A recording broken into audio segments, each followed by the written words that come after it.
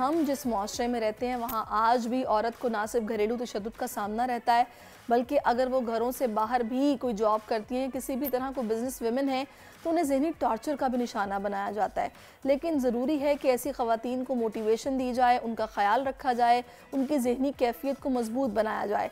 आज हीरो पाकिस्तान में हमारे साथ मौजूद है एक ऐसी बाहिम्मत खातून जो कि इन तमाम ख़वातीन के लिए एक मिसाल भी हैं, जिन्होंने डिप्रेशन को शिकस्त देकर माउंट एवरेस्ट मैराथन रेस में तीसरी पोजीशन अपने नाम की है। राबिया अली इस वक्त मुझे ज्वाइन कर चुकी हैं, जो कि मैराथन में उन्होंने हिस्सा लिया है। बड़ा दिलचस्प उनका ये सफ़र रहा है। इस वक्त फातेह एवरेस्ट मैराथन राबिया अली हमें ज्वाइन कर चुकी हैं। Welcome to our show Rabia, thank you so much for joining us and many congratulations. माशाल्लाह आपने तीसरी पोजीशन हासिल की है और ये पाकिस्तानी तारीख में आई थिंक 30 साल के बाद कोई इस तरह की मैराथन जिसमें किसी खातून ने पार्टिसिपेट किया, ऐसा ही है? ऐसा ही है। मैं पहली पाकिस्तानी लड़की थी जिसने इस मैराथन में पार्टिसिपेट किया। ये पिछले 30 सालों से दुनिया की सबसे बुलंद तरीन चोटी के बेस कैंप से मुनक्किद की जा रही है, लेकिन आज तक किसी पाकिस्तानी लड़की ने इसमें कभी भी शिरकत नहीं की। मैंने शिरकत की और अल्लाह ताला ने मुझे मेरी कैटेगरी में 3rd पोजीशन। ज़बरदस्त। अच्छा, मुझे थोड़ा सा बताइएगा इस मैराथन के बारे में। वैसे अगर कोई वैसे इमेजिन करे तो लग रहा है कि जनाब पहाड़ों पर चढ़ना कितना मुश्किल होता है और वहाँ पर भागना, वो भी माउंट एवरेस्ट पर, ये यकीनन आसान काम नहीं हो सकता। वाकई ऐसा था कि आप जनाब भागी, वो भी पहाड़ की चोटी की तरफ? अच्छा, ऐसा है कि ये बड़ी इंटरेस्टिंग किस्म की एक रेस है जिसके लिए आपको 1-2 दिन नहीं चाहिए होते, जिसके लिए कम से कम आपको 20 to 21 डेज चाहिए होते हैं, और अगर आप दूसरे मुल्क से जा रहे हैं। अदरवाइज मिनिमम टाइम आपका 16 to 17 डेज तो है। और इसकी इंटरेस्टिंग चीज ये है कि इसकी स्टार्टिंग लाइन जो है, क्योंकि वो एवरेस्ट बेस कैंप है, तो वहां तक पहुंचने के लिए आपको 12 से 14 दिन का ट्रैक करना होता है।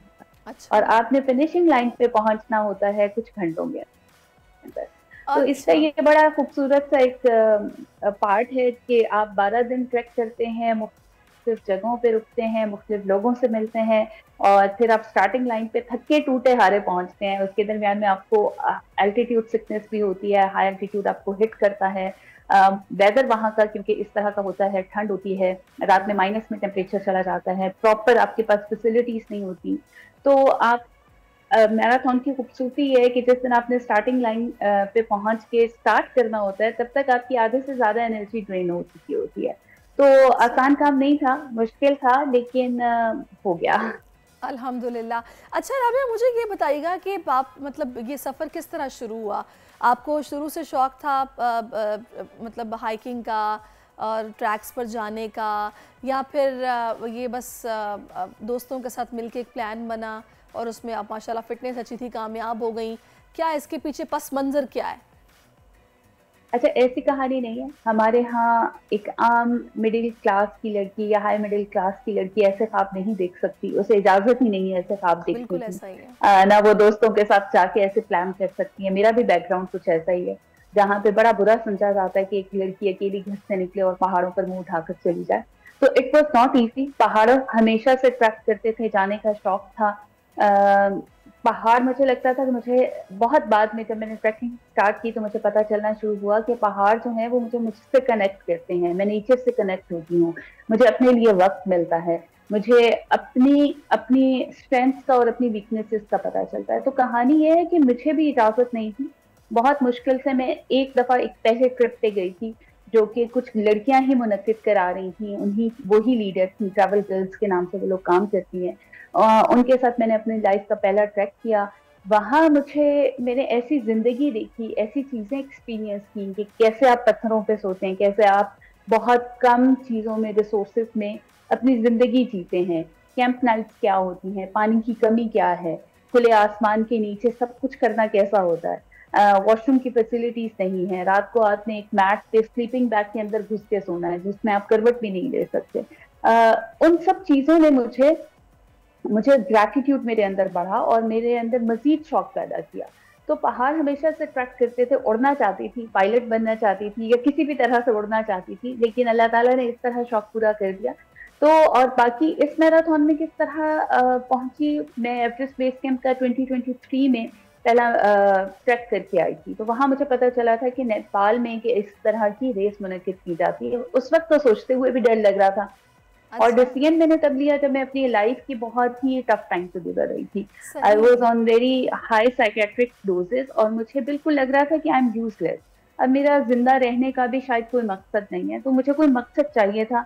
अल्लाह ताला ने, आई वुड से, कि कहीं ना कहीं अल्लाह ताला आपकी मदद के लिए नहीं मुख्तलिफ तो आइडियाज राबिया, आपको आप दे रहा इसके होता है, पीछे हम वजह सुन नहीं क्या रहे। थी? आप इस फेज ऑफ माइंड में किस तरह चली गई? कुछ ऐसा जिंदगी में हुआ था क्या? जिंदगी आसान नहीं होती, किसी के लिए भी नहीं होती। फिर आपकी अपनी कुछ पर्सनालिटीज होती हैं। टफ लाइफ मैंने गुजारी। एक मेरा ख्याल से दो तीन चीजें थी, दो तीन फैक्टर्स हैं जो बहुत ज्यादा थे। एक तो अर्ली एज मैरिज में भी आपको अपना ही नहीं पता होता और आप एक नई दुनिया बनाने चले जाते हैं। मेरे फादर की डेथ हुई डायमेंशिया से। मैं जरूर मेंशन करूंगी कि जिनके घरों में ऐसे बुजुर्ग मौजूद हैं जो इस तरह की इलनेस से गुजरते हैं, उनके जो केयर टेकर्स होते हैं उनको साइकेट्रिक हेल्प की जरूरत होती है, जिसको हम बहुत ज्यादा निग्लेक्ट कर देते हैं, जो लेटर ऑन लाइफ में जाके बहुत प्रॉब्लम्स क्रिएट कर सकती है। वो एक बड़ा हादसा था जिससे मैंने शायद बहुत मुश्किल से, मैं उसको कोप नहीं कर पा रही थी, मेरे में एक्सेप्टेंस नहीं थी। सेंसिटिव नेचर आपकी ब्लेसिंग तो होती है, लेकिन आसान काम नहीं होता ओवर थिंकर होना। तो बहुत सारे फैक्टर्स थे। जब आप डिफरेंट होते हैं, एम्बिशियस होते हैं, आप अपनी लाइफ को बाकी लोगों से, सोसाइटी से थोड़ा सा डिफरेंट तरीके से देखते हैं, आपकी पर्सनालिटी डिफरेंट है। सब अगर ब्लैक हैं तो शायद आप वाइट होंगे, या सब वाइट हैं तो आप ब्लैक होंगे, तो आपको लगता है कि शायद एबनॉर्मेलिटी मेरे अंदर है। तो बहुत छोटी छोटी बहुत सारे फैक्टर्स होते हैं जो आपको इस तरफ लेके जाते हैं, क्योंकि एक फैक्टर को हम पॉइंट आउट नहीं कर सकते। बट मेरा ख्याल है मेन फैक्टर आपकी अपनी पर्सनालिटी होती है। और फिर अगर आपके साथ लाइफ में कुछ इस तरह के हादसे हो जाए जिसमें आपका कोई अपना प्यारा बहुत तकलीफ से गुजरा है, चला गया है, या आपको तकलीफ मिली है लाइफ में, तो फिर मुश्किलात आ जाती हैं। अच्छा, मुझे ये बताइएगा राबिया कि अब माशाल्लाह आप उस फेज़ से भी निकल आई हैं और आप अब सही ट्रैक पर इस वक्त मौजूद हैं। घर से किस किस की सपोर्ट आपको भरपूर मिली कि जिसकी वजह से आज आप यहाँ पर खड़ी हैं? किसी को मेंशन करना चाहेंगी आप? ऑब्वियसली पेरेंट्स तो होते हैं, उसके अलावा। बिल्कुल, मैं मेंशन करना चाहूँगी, I am the mother of 3 girls. मेरे हस्बैंड की सपोर्ट थी। जब उसने देखा कि अच्छा ये चीज़ें इसको हील कर रही हैं तो व्हाई नॉट, अगर इसमें इसकी खुशी है तो क्यों नहीं। तो उसकी बहुत ज़्यादा सपोर्ट थी मेरे हस्बैंड की। मेरी बेटियां कभी मेरे रास्ते का पत्थर नहीं बनी, उन्होंने मुझे हमेशा आके बहुत सपोर्ट किया। मेरी बेस्ट फ्रेंड जो हमेशा मेरे साथ सपोर्टिव रही, उसने, अगर मुझे कुछ लोगों ने बुरा भी कहा और मैंने उससे शेयर किया तो उसने कहा बस छोड़ दो, अपनी हिम्मत जारी रखो। तो बहुत सारे ये 2-3 लोग हैं जिनका नाम मैं जरूर मेंशन करना चाहूंगी कि जिन्होंने मुझे बहुत हिम्मत दी। फिर कुछ ऐसे दोस्त जिन्होंने कभी ना उम्मीद नहीं होने दिया, जिन्होंने हमेशा कहा कि नहीं अभी भी उम्मीद की किरण बाकी है। तो यस, स्पोर्ट होती है, स्पोर्ट के बगैर आप कुछ नहीं कर सकते। चले, मैं चाहूँगी शॉर्टली आप उन ख़वातीन को मैसेज दें जो कि अर्ली मैरिज भी होती है, फिर बेचारी खुद को यूज़लेस समझने लगती हैं, करना बहुत कुछ चाहती हैं लेकिन कर नहीं पाती हैं, उन्हें क्या मैसेज देंगी आप?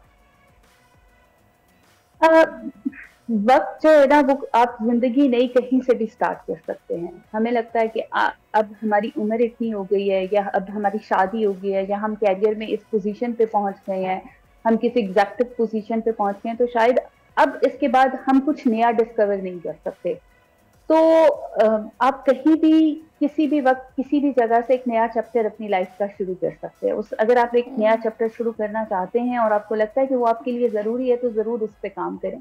थोड़ा थोड़ा काम करना पड़ता है। होता ये है कि हम चाहते हैं कि फौरन फौरन से कुछ नहीं होता, रिजल्ट फौरन नहीं आता, तो बस छोटे छोटे स्टेप लेते रहें। बिल्कुल ऐसा ही है। Thank you so much Rabia for your time, और अल्लाह ताला आपको ऐसे ही कामयाब करता रहे और आगे भी जिंदगी में आप इसी तरह फातेह करार पाएं। सब्सक्राइब करें और बेल दबाएं ताकि कोई खबर रह न जाए।